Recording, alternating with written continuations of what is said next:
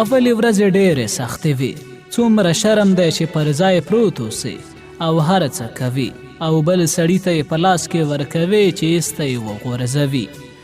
خو خیر آن د چکر مساله هم همداسې وه. ما څو ورځې هېڅ شی تر ستوني تېر نه کړ.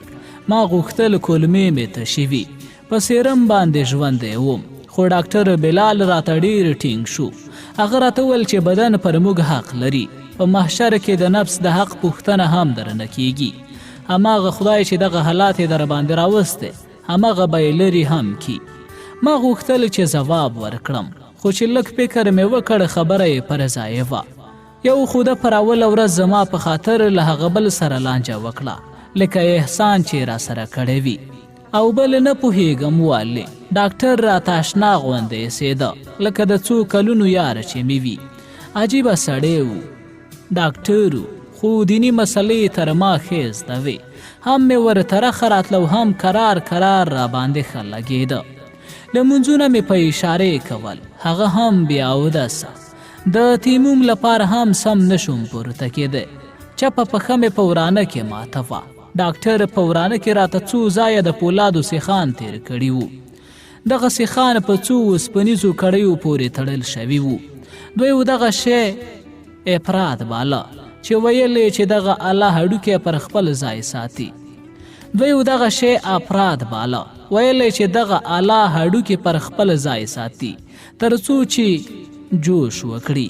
بله پښه مې د ښنګرې په حصه کې ماته وه، ځکه خو زه مجبوره وم چې تر 3 هفتو پورې له ځایه پورته نه شم.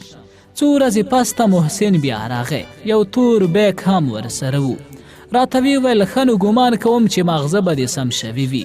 اوس نو وایه چې د مولوي نعماني په باب څه معلومات لري؟ ما فکر وکړ چې نور نو انکار معنا نه لري. ومې ویل هغه زما استاد و، زبردست عالم دی، مجاهد دی. هغه په خبرو کې راولوید او د ISI جاسوس. دا دروغ دی، هغه یو سوچه مجاهد دی. د څه شي مجاهد؟ نو ولې په پاکستان کې جهاد نه کوي؟ هلته خو ټول مسلمانان دي، د چا پر ضد جهاد وکړي؟ نو افغانان کافران دي؟ موږ کافران یاستو؟ تاسو له کوپارو سره دوستی کړې ده.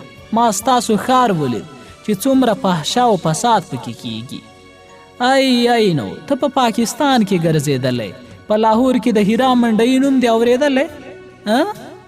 ته خبرې چې د کراچۍ په سینماګانو کې لوڅ فلمونه چلیږي که څنګه؟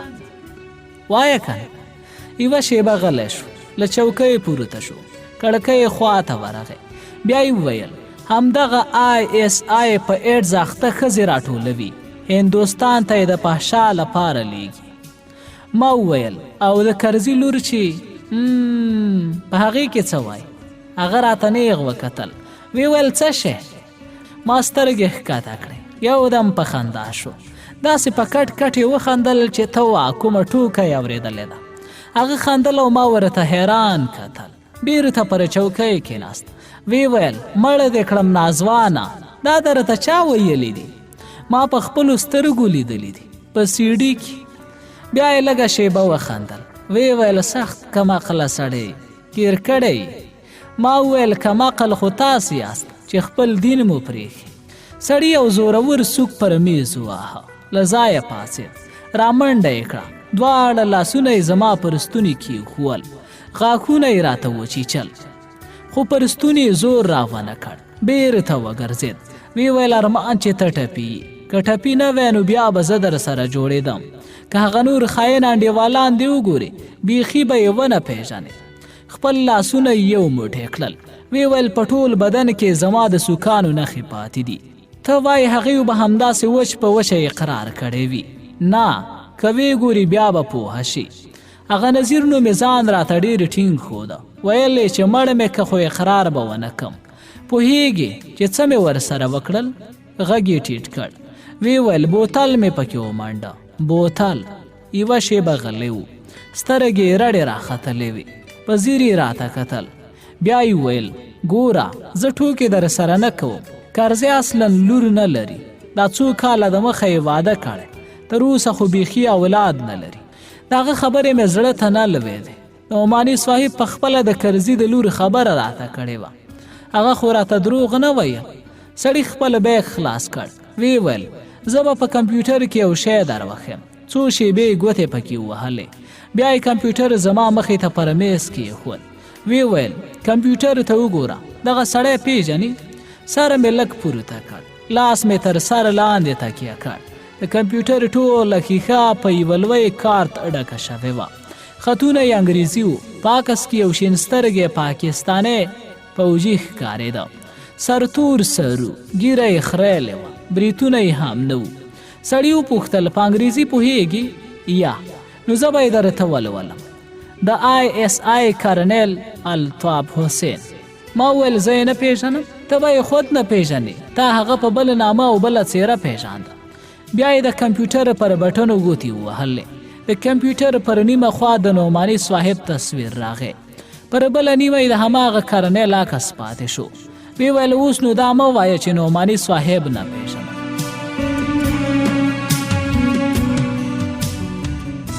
ما فکر وکړ چې هغه خو په پاکستان کې دی، د دوی لاس نه ورته رسیږي. نو ومې ویل پیژنم، همدا نعماني صاحب دی. سړي بیا کومه بټن ووهله. د نعماني صاحب ږیره او پګړۍ کرار کرار لرې شوې. تصویرونو کې غټ شو. دواړه تصویرونه د یوه سړي وو. هغه په خپله و، هماغه پوجي. پر خپلو سترګو باندې مې باور نه کېده. محسن وویل بله ورځ چې مې درته وویل چې دا د ISI سړی دی، پر تا بده ولګېده، خو دا خبره رښتیا ده. ما فکر وکړ چې په دې کې به خامخا کوم چل وي. دوی غواړي چې ما تیر باسي. ناڅاپه مې هغه صحنه را یاده شوه چې د واڼې پر لاره پاکستاني پوجیانو زموږ موټر ودروه او نعماني صاحب خپل کارت ورښکاره کړ. پوجي چې کارت وکت، عسکري سلام یې وکړ. دغه کارت هم هماغسې و. بیا مې ځان سره وویل ته نو په انګریزي څه پوهېږي؟ کیدای شي هغه بل شی وي. زه لا په دې فکر کې وم چې محسن د لا حیرانتیا خبره وکړه. ویې پوښتل ښه نو دا راته ووایه چې الطاف حسین هماغه ستا نعماني صاحب د کوم ځای دی؟ د سوات. محسن سر وښوراوه. هغه پنجابی و. 3 کاله یې په سوات کې خاص د همدې دپاره تېر کړي و چې سواتي لهجه زده کړي. ته خو به دا منې که نه؟ هغه د تلو پر وخت راته ویل هغه نجلۍ چې تا ته یې د کرزي د لورو په نامه ښودلې وه، هغه څه رنګه وه؟ ما د نجلۍ او د هغه ځای نښې چې کرزی پکې ناست و ورته وویلې. هغه ولاړ، خو زه یې په سوچونو کې ډوب کړم. بله ورځ سالم راته وویل چې دغه ډاکټر عرفان چې دی څو کاپیرانې مسلمانان کړي دي. ما ویل ډاکټر عرفان بیا څوک دی؟ همدا زموږ ډاکټر صاحب، ډاکټر بلال یادوم، تخلص یې عرفان دی. ښه نو تا ویل څنګه؟ نور نه پوهېږم، خو بلا سړی دی. کاپیرانو ته یو څو خبرې کړي دي، بس هغې و کلمه ویلې ده. هره ورځ مې د حیرانتیا یوه نوې خبره اورېدله. د نعماني صاحب او الطاف حسین خبرې تر اوسه ګنګ ساتلی و، او دا یې لا بله چې ډاکټر پر کاپیرانو باندې اسلام منلی. بله ورځ مې ورڅخه پوښتنه وکړه چې دا خبره رښتیا ده. هغه مسکی شو. ویې ویل چاته چې الله تعالی هدایت وکړي یو عادي خبره ورته سبب جوړیږي. یو امریکایي پروفیسر دلته راغلی و. هغه له خدایه منکر و. زه یې په لمانځه ولیدم. راته ویې ویل ته ډاکټر هم یې او لمونځ هم کوې، دا څه کیسه ده؟ ما ورته وویل ایمان له شغل سره نه، له زړه سره تړلی وي. ما ورته وویل ایمان له شغل سره نه، له زړه سره تړلی وي. لکه چې زما دلیل یې خوښ شوی و. څو ورځې بحث را سره وکړو. ما ورسره په بحث کې هماغه خبرې کولې چې دوی په خپله د طب په کتابونو کې لیکلې. مثلا ما د هډوکو مثال ورکوه. هډوکی چې ماتیږي لکه ستا پښه چې ماته ده.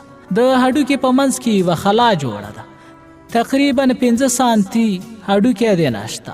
نو د مات شوي ځای له دواړو سرونو د هډوکي وده شروع کیږي تر څو چې یو بل ته سره رسیږي. دغه وده منظمه نه وي.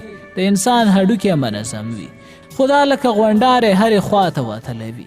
کله چې کمی پوره شو او د هډوکي سرونه یو بل ته سره ورسېدل، همدغه هډوکی بیرته خپلې راوتلې څنډې خوري او لکه اصلي هډوکی هماغسې ښوی او صاب جوړوي. داسې صاب چې ملي میټر فرق هم پکې نه راځي، لکه نجار چې پرنده باندې لرګی ښویوي. نو ما ورته وویل چې ته څه فکر کوې؟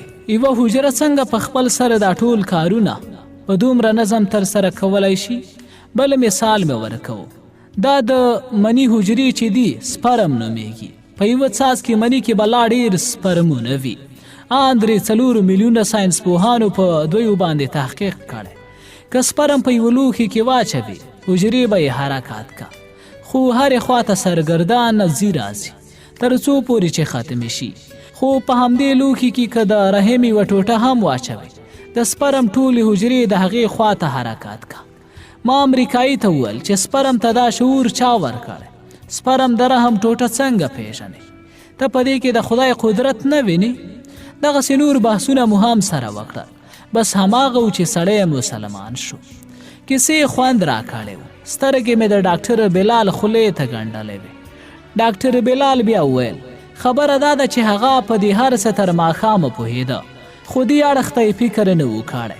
ګوره دا خو د عقل خبرې دي، خو د خدای سره باید د مینې رابطه ولرو. حمزه بابا څه ښه وایي؟ عقله ته به سیال د محبت نشي، دنګه مناره څه وي په غره پورې.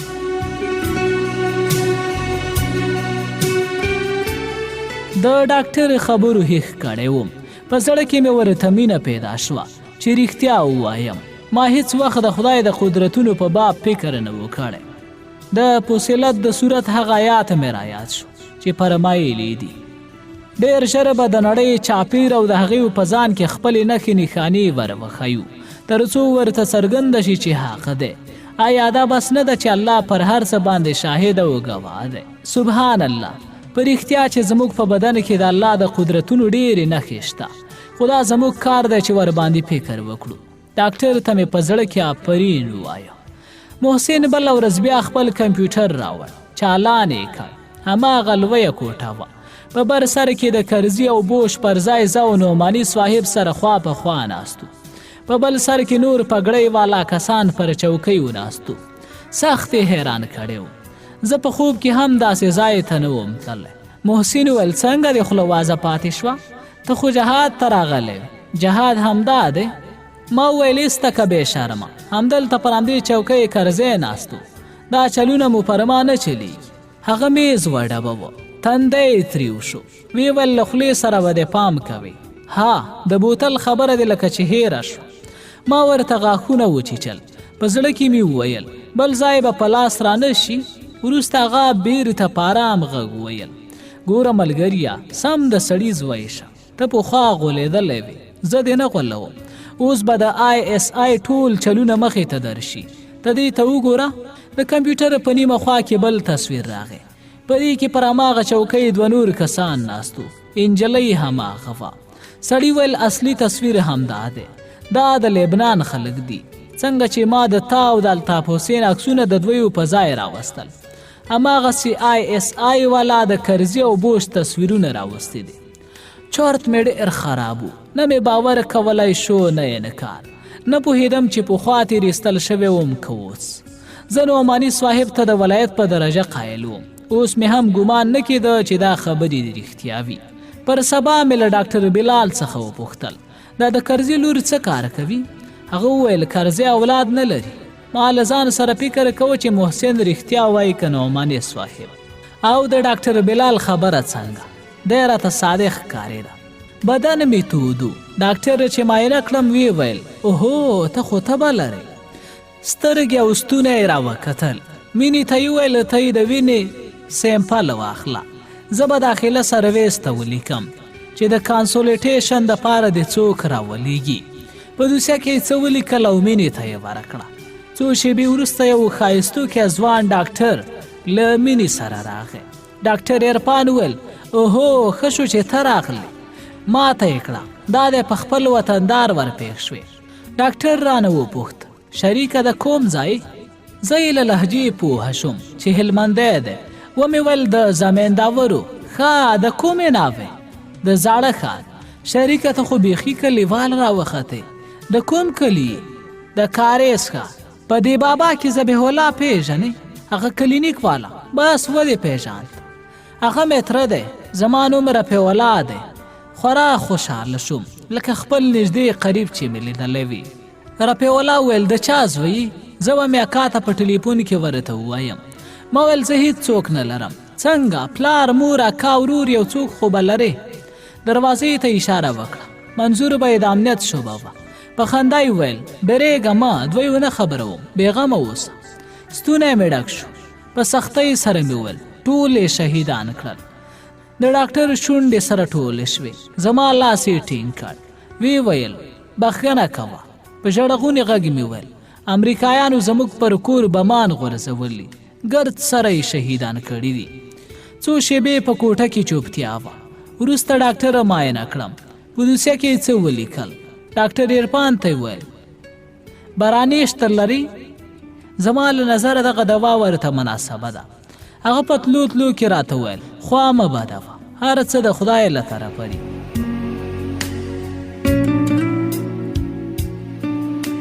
سبا سهار بیا ډاکټر رفیع الله راغی. خوله یې له خندا ډکه وه. راته ویې ویل ته د عبدالجبار وراره یې که یا؟ ما ویل هوکې. ظالمه تا خو پرون زما نفس راویست. ستاسو پر کلي ګرد سره بمبار لا نه دی شوی. اکا دې روغ رمټ دی. هغوی ورته چا ستا د شهادت ویلی، د وخته یې خیرات هم درپسې کړی. هغوی پر ناحقه ستا ویر کوي او ته د هغوی. زه بیخي هیښ شوی وم. دا څه لوبه راسره کېده. ومې ویل دا څه وایې؟ قسم دی ولا که بله خبره پکې وي. پرون مې اکا ته ټلیفون وکړ. ستا خبره مې ورته وکړه چې دغسې د عبدالستار په نوم د کاریز ښار یو ځوان راسره بستر دی. هغه ویل چې دلته خو داسې کیسه ده. ډاکټر صاحب څنګه یې ومنم؟ ګوره شریکه ستاسو په کلي کې ټلیفون کار نه کوي. اکا ته مې ویلي دي چې نن مازدیګر دی عبدالجبار دی بابا ته ور وغواړي. هلته د غونډۍ پر سر ټلیفون کار کوي. غږ یې ټیټ کړ. ګوره چې امنیت والا خبر نه شي. زه مازدیګر بیرته راځم. تر مازدیګره مې شیبې شمېرلې. زړه مې ټوپونه وهل. لا مې هم باور نه کېده چې دا به رښتیا وي. زه به بیا په ژوندون خپل عادي ووینم. اکا د اکا ښځه تورکې کلی کور هر څه مې رایادېدل. مازدیګر ډاکټر رفیع الله راغی. څو شیبې راسره ناستو. ټلیفون ته یې زنګ راغی. وی ویل پخپله دی. یو څو خبرې وکړې. بیا یې ویل ښه نو ټلیفون عبدالجبار ته ورکړه. د ټلیفون ما ته راکړ. وی ویل لږ به په کراره خبرې کې. د امنیت شعبې ته یې اشاره وکړه چې دوی ویې وانوري. په ټلیفون کې رښتیا هم اکا وو. هغوی په رښتیا ژوندي وو. د هغې کیسې لا پسې حیران کړم. تېره میاشت ښار کندهار ته د دوکان په سودا پسې تللی وم. هلته مې د عبدالهادي پلار ولید. هغه راته ویل چې عبدالهادي په کوټه کې بندي دی. عبدالهادي چې له میرانشاه څخه کور ته راغلی و پلار یې ورته ویلي و چې نور د میرانشاه ته نه ځي. هغه نعماني ته ورغلی و. ورته ویلي و چې زه نور میرانشاه ته نه ځم. پر هماغه ورځ سیډي والا نیولی و او په جیل کې اچولی و چې دی القاعده دی. زما د مرګ خبر هم د عبدالهادي پلار ورکړی و. هغه په عبدالهادي پسې مدرسې ته تللی و. هلته چا ورته د نعماني له خولې ویلي و چې پر عبدالستار باندې بم پټاو شوی. د عبدالهادي دوی کورنۍ له ویرې کندهار ته تښتېدلې وه. اکا د کلي کور نورې کیسې وکړې خو زه په سوچونو کې ډوب شوی وم. کاشکې د هر څه دروغ وی. ما پر نعماني صاحب تر ځان ډېر باور درلود خو هغه دروغجن راوخته. ګرد سره ژوند راته دروغ ښکارېده. دا دومره هڅه، دا دومره منډې، دا ستړیا هر څه په اوبو لاهو شول. لکه له ګډوډ خوبه چې راویښ شي او پوهه نه شي چې اوس خوب وینم که دا مخکې چې مې لیدله دا خوب و. زه بیخي همداسې ګنګ سوم. د شپې تر ناوخته خوب نه راته. سوچونو په مخه کړی وم. دا مې نشو منلی چې دومره لویه دوکه دې راسره شوې وي. نعماني صاحب زما له پاکې عقیدې سره لوبه کړې وه. څنګه یې خوله نه ماتېدله چې ما ته یې د نشي اثر د جنت هوا ښودله. زه یې د عادي د مرګ په درواغ خبر څومره وژړولم. خدای زده چې عادي به زما د شهادت په اورېدو څه خاورې پر سر شیندلې وي. د دهراوت د کلي هغه ښځه مې رایاده شوه چې زوی د امریکایانو په بم شهید شوی و. هغې څنګه خپل ویښته شکول، څنګه یې مخ په څپېړو واهه، څنګه یې پر سر خاورې بادولې. زما خوارکۍ عادي به څومره ژړلي وي. په زړه کې مې وګرځېدل چې ښه نو دا زه تېرېستل شوی یم. پر نعماني چې مې د ملایکو ګمان کړی و هغه هم شیطان، بیا مې هم تاوان نه دی کړی. زړه مې راته دروغ ویلي و. سترګې او غوږونه مې دوکه شوي و. زما باور غلط ختلی و. خیر بیا به باور ورباندې نه کوم. اوس هغه کسانو ته سوچ وړی وم چې باطل عقیدې لري، چې بوتانو ته سجدې کوي، چې دغه نور آسماني ادیان مني، چې چې اوس باطل شوي دي. که دوی ورته یو وار حقیقت ورښکاره شي او خپل عقیدې چې یو عمر یې په زړونو کې ساتلی دي باطلې وبرېښي، نو دوی به څه وکړي؟ دا خپل تیر ژوند به څنګه وګڼي؟ لکه د چا کور چې له بیخه ونړوي او ورته ووایي چې دا کور سم نه و، اوس یې له سره جوړوه. لکه د دهقان رسېدلی فصل چې په بل مخ یې واړوي او ورته ووایي چې همدغه شی بیا له سره وکره. دا خو اسانه دی، تر دې به هم سخت کار وي. لکه لوی مولوي چې ټولې دورې خلاصې کړي وي، ته ورته ووایي چې دا کتابونه د ګرد سره غلط دي، هغه له دې سره شروع کړي، بل الفبا دې زده کړي، نور کتابونه دې ووایي. دا مې په ژوند کې اول ځل و چې پر کفارو مې خوا بده شوه. ځان سره مې فکر وکړ چې که خدای زه په مسلمانه کورنۍ کې نه وی پیدا کړی، د یو هندو، د یو یهود یا د نسوارا په کور کې پیدا کړی وی، نو زه به هم یا هندو وم یا یهود او یا به عیسوي وم. خدای پاک څومره لوی احسان را باندې کړی چې زه یې مسلمان پیدا کړی یم. په همدې خاطر مې 2 رکعاته شکرانه نفل وکړل چې خدای مسلمان پیدا کړی یم. 2 رکعاته مې هم د مور لپاره وکړل چې شکر ادې مې ژوندی ده. په زړه کې مې تیر شول چې د هغې ونه څو ګناه ده چې مسلمان نه دی پیدا شوي. توبه خدایه چې په ومې نه نیسي. سبا سهار زه لا په همدې فکرونو کې ډوب وم چې ډاکټر عرفان کوټې ته راننوت. ویې پوښتل څنګه داسې اوتر غوندې؟ سوړه سویلی مې وکړه. ومې ویل که پر یو چا خورا زیات باور ولرې هغه غلط راخیږي، نو ته به څه وکړې؟ هغه ویل زه پر داسې ذات باور لرم چې هیڅکله نشي غلطېدی، نه په بنیادمانو باندې. که رښتیا درته ووایم زه پر هیڅ چا له حده زیات باور نه کوم، ځکه چې انسان جایز الخطا دی. زموږ باور نه، زموږ د حواسو له لارې رامنځته کیږي او حواس غولونکي دي. ګوره د کوهي اوبه په ژمي کې راته تودې ښکاري او په اوړي کې سړی، خو اوبه هماغه اوبه دي. دا زموږ حواس دی چې کله یې تودې ښیي او کله سړی. ما ورته د خپل ژوند ټوله کیسه وکړه. په آخر کې مې ویل چې که لاس مې پر بر شو هغه الطاف حسین به ژوندی پرېنږدم. عرفان ویل کرکې ته په زړه کې ځای مه ورکوه، خدای به په خپله د هر شي حساب ورسره وکړه.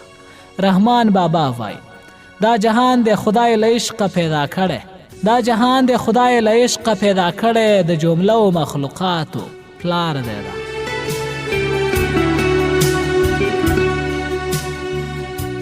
زړه د مینې ځای دی، نه د کراکي. ما ویل که پر تا همداسې لوبې وشي نو ته به څه وکړې؟ یوازې خدای بې عیبه ذات دی، زه به هر څه خدای ته پرېږدم. اوس نو ته باید په دې شکر وکړې چې ادې دې ژوندی ده. یوه شیبه غلی و، بیا یې ویل ګوره تا خو پخوا هم غوښتل چې له امریکایانو غچ واخلې. تا ګمان کړی و چې په رښتیا یې ستا کورنۍ درته واکړې ده، خو ودې لیدل چې خبره داسې نه وه. تا ته هغه وخت خپل نظر بالکل سم ښکارېده، اوس دغه نوی نظر هم درته سم برېښي. بیړه مه کوه، په عمل کې یوازې نیت نه بلکې نتیجه هم مهمه ده. نو ولې وایي انما الاعمال بالنیات؟ وایي ستاسو عمل ستاسو په نیت پورې دی. ګوره تاسو په دې نیت چې دین ته مو خدمت کړی وي، ځانمرګي بریدونه کړی، د انسانانو سرونه غوڅوئ، بمونه ښخوئ، خو په 2 کارونو مو دین ته په دې کارونو مو دین ته کوم خیر رسېدلی، لا مو خلک له دینه بېزاره کړي دي. ګوره ډاکټر صاحب دا د کفارو خبرې به نه راته کې، دا ځانمرګي نه دي، دا فدایان دي. هغه ویل په اسلام کې ځان وژنه حرامه ده، ځان وژنه نه ده، دا د استشهادیه عملیات دي، دا شهادت غوښتنه ده او شهادت ډېر اجرونه لري. یو روایت دی وایي یو صحابي و، په غزا کې ډېر کفار ووژل، اخر په خپله کاري ولګېد. سړی پوهه شو چې له دې ټپه رغېدنې نشته، نو د دې دپاره چې د کفارو لاس ته ونه لوېږي توره یې لکه ودروله، ځان یې ورباندې واچوه، توره یې په سینه کې ښخه شوه، سړی شهید شو. وایي رسول اکرم صلی الله علیه وسلم یې جنازه ونه کړه. وایي فرمایل چې د ځان وژلی، ځان وژنه حرامه ده. ما ویل نو ته څه وایې چې موږ دغسې کینو، بیخي جهاد ونه کړو؟ ډاکټر ویل ګوره سمه ده چې جهاد فرض دی، خو دا اخري وسیله ده. لکه په طب کې چې جراحي عملیات له ناچارۍ کېږي، که یوه ناروغي په دارو درمل نشي ښه او د علاج بله هیڅ لاره پاتې نشي، نو بیا ډاکټر عملیات که. په دین کې هم اول دعوت دی، اول تبشیر دی، کفارو ته بشارت ورکه، زیری ورباندې وکړه چې په اسلام کې دغه ښېګڼې دي. بیا تنذیر دی، هغه د دوزخ له عذاب وویروه. د جهاد خبره بیا په آخر کې راځي. جهاد ځان ته شرطونه لري. ډاکټر ولاړ شو، یوه شیبه یې له کړکۍ څخه لاندې سړک ته وکتل. بیا یې وویل دا موږ ولې انسانانو ته بنیادمان وایو؟ ځکه چې د آدم علیه السلام اولاده دی، یعنې چې ټول انسانان سره ورونه دي. یا کافر هیڅکله د مسلمان ورور نشي کېدای. چې د یو بابا زامن یو نو سره ورونه یو، که نه نو کافر د ورور په صفت دا حق را باندې لري چې په خوږه ژبه یې سمې لارې ته راوبولو. اوس که ما هغه امریکایي پروفیسر وژلی وی نو د خلکو په ګمان به غازي وم، خو که په محشر کې هغه رانه پوښتلی وی چې ول دې را سره استدلال نه کوو، ولې دې ووژلم؟ زه و ته خو سره د یوه بابا زامن و که نه، نو ولې دې بې ایمانه پرېښودم؟ پر ما د ایمان نه لورېدم، که نه څه نه پوهېدم، ته خو په دې هر څه پوهېدې. نو ما به څه ځواب ورکړی و، ځکه خو مې څو ورځې ورسره بحث وکړو. اول کې زما عقیدې ته په سپکه کتل، ملنډې را باندې وهلې، خو آخر چې مې قناعت ورکړو تر ما هم کلک مسلمان ځینې جوړ شو. اوس نو ته ووایه چې دغه حق یې را باندې و که نه و؟ زه غلی وم. ډاکټر یوه شیبه دمه وکړه، بیا یې ویل خفه کېږې به نه، خو رښتیا به سره وایو. څومره کافران د رسول الله صلی الله علیه وسلم د ښه سلوک په وجه مسلمانان شوي، تا ته خو به ښه معلوم وي. ابو سفیان د مسلمانانو ډېر لوی دښمن نه و، خو رسول الله صلی الله علیه وسلم د مکې د فتحې په مهال د هغه کور د امن ځای اعلان کړو. ویل هر څوک چې د خدای په کور کې یا د ابو سفیان په کور یا په خپل کور کې پاتې شي، سر او مال به یې په امن کې وي. ولې دا کار وکړ؟ هغه خو فاتح و، لوی لښکر ورسره و. د مبارک کولی شول ټول کفار له تیغه تیر کړي، خو داسې ونه کړل. هماغه و چې د مسلمانانو د سر دښمنان په خپله مسلمانان شو. تا خو به د نبي کریم صلی الله علیه وسلم د سیرت کتابونه هم ویلي، خلکو به په تیږو ویشته. خدای ورته وفرمایل دوی ته ښېرا وکړه چې ټول درته تباه و برباد، خو رسول الله صلی الله علیه وسلم ښېرا ونه کړه. وی ویل دوی خو ناپوهه دي. دعا یې وکړه چې خدای دې ورته هدایت وکړي. ځان ته حیران وم چې ما ولې دغه خبرو ته پام نه و کړی، ولې مې یوازې د ټوپک او د جهاد په باب فکر کوه. په رښتیا هم د نبي کریم صلی الله علیه وسلم سپېڅلی سیرت له خوبیو، له احسان او له ښو اعمالو ډک دی، خو ما د زړه په سترګو نه و لوستی.